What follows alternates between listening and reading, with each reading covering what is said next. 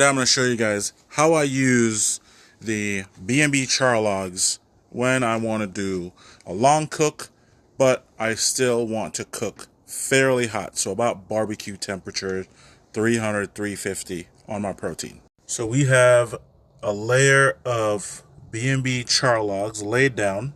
We don't have the basket. We're using these charcoal rails from Weber. They're definitely not needed. If you don't have that, just lay the charcoal out or the charlogs just the same. Half a chimney of lump charcoal. That's the B&B oak lump. And I'm going to use my fire starter. We're going to get that lit. And when all those pieces of charcoal are lit, we're going to throw them right over the top of the charlogs. And that will give me about 6 to 8 hours of cook time. Of course, you got to control your airflow and all that. We're going to do follow-up video and show you guys how we did the setup, but I've posted it on here many times using the Weber kettle in an indirect setting to cook however you want. So this is just a setup showing you how we use the charlogs instead of the briquettes or